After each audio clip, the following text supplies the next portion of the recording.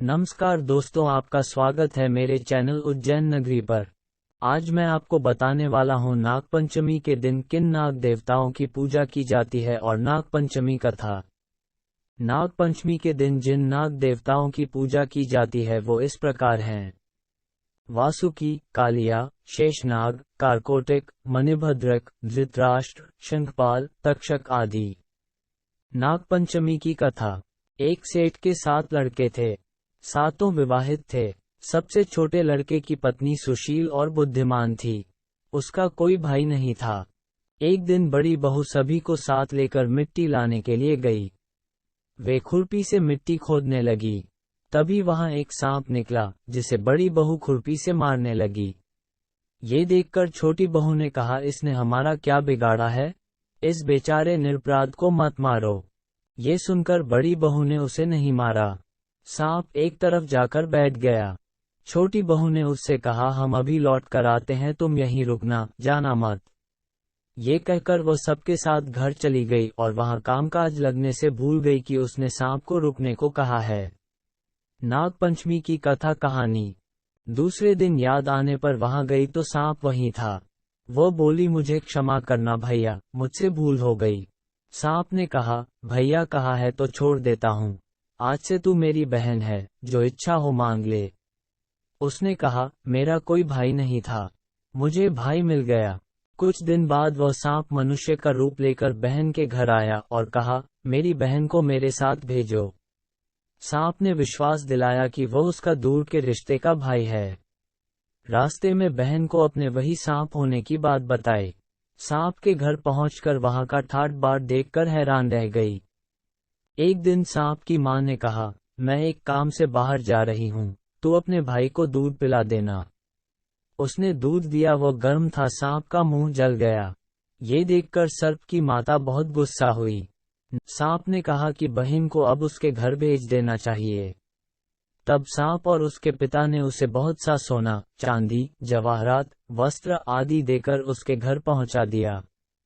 इतना सारा धन देखकर बड़ी बहू ईर्ष्या से बोली, भाई तो बड़ा धनवान है, तुझे अधिक धन लाना चाहिए था। सांप ने ये सुना तो उसने और धन ला कर दिया। सांप ने छोटी बहू को हीरा मणियों का एक अद्भुत हार दिया था। उसकी प्रशंसा उस देश की रानी ने भी सुनी और वह राजा से बोली कि सेठ की छोटी बहू का हार यहाँ आना चाहिए। राजा ने मंत्री को हुक्म दिया कि उससे वह हार लेकर शीघ्र उपस्थित हो। मंत्री ने सेठ जी से जाकर कहा कि महारानी जी छोटी बहू का हार पहनेंगी, वो उससे लेकर मुझे दे दो। सेठ जी ने डर के कारण छोटी बहू से हार मंगा कर दे दिया। छोटी बहू को ये बात बहुत बुरी लगी। उसने अपने भाई को याद किया और आने पर कहा, भैया, रानी ने मेरा हार छीन लिया है, तुम कुछ ऐसा करो कि जब वह हार उसके गले में रहे तब तक के लिए सर्प बन जाए और जब वह मुझे लौटा दे तब हीरों और मणियों का हो जाए। नागपंचमी की कहानी। सर्प ने ठीक वैसा ही किया। जैसे ही रानी ने हार पहना, वैसे ही वो सांप बन गया। ये देखकर रानी चीख पड़ी और रोने लगी। ये देखकर राजा ने सेठ के पास खबर भेजी कि छोटी बहू को तुरंत भेजो। सेठ जी डरते हुए छोटी बहू को साथ लेकर वहां पहुंचे। राजा ने छोटी बहू से पूछा, तूने क्या जादू किया है, मैं तुझे दंड दूंगा। छोटी बहू बोली, राजन क्षमा करें, लेकिन ये हार ही ऐसा है कि मेरे गले में हीरों और मणियों का रहता है और दूसरे के गले में सांप बन जाता है। ये सुनकर राजा ने वो सांप बना हार उसे देकर कहा, अभी पहनकर दिखाओ।